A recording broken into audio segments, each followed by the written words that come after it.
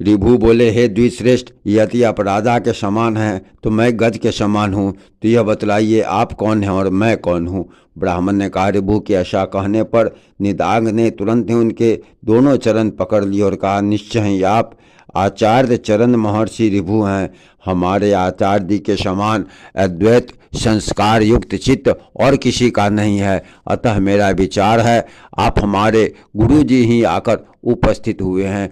ऋभु बोले, हे निदाघ, पहले तुमने सेवा शुश्रूषा करके मेरा बहुत आदर किया था, अतः तुम्हारे स्नेहवश मैं ऋभु नामक तुम्हारा गुरु ही तुमको उपदेश देने के लिए आया हूँ।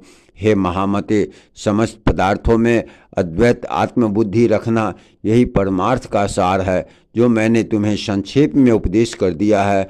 ब्राह्मण बोला, निदाघ से ऐसा कह परम विद्वान गुरुवर भगवान निदाघ चले गए। उनके उपदेश से निदाघ भी अद्वैत चिंतन में तत्पर हो गया और समस्त प्राणियों को अपने से अभिन्न देखने लगा।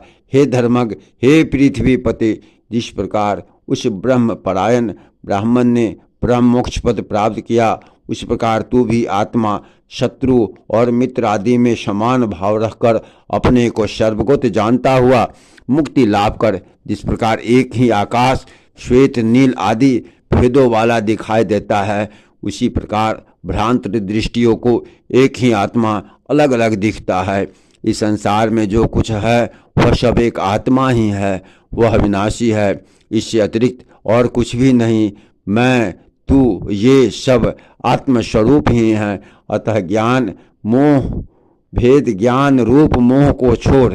श्री पराशर जी बोले, उनके ऐसा कहने पर श्री वीर राज ने परमार्थ दृष्टि का आश्रय लेकर भेद बुद्धि को छोड़ दिया और वे जाति अस्मर ब्राह्मण श्रेष्ठ भी बोधयुक्त होने से उसी जन्म में मुक्त हो गए। इस प्रकार महाराज भरत के इतिहास के इस सारभूत वृत्तांत को जो पुरुष भक्तिपूर्वक कहता या सुनता है, उसकी बुद्धि निर्मल हो जाती है, उसे कभी आत्मविस्मृति नहीं होती, वह जन्म जन्मांतर में मुक्ति की योग्यता प्राप्त कर लेता है।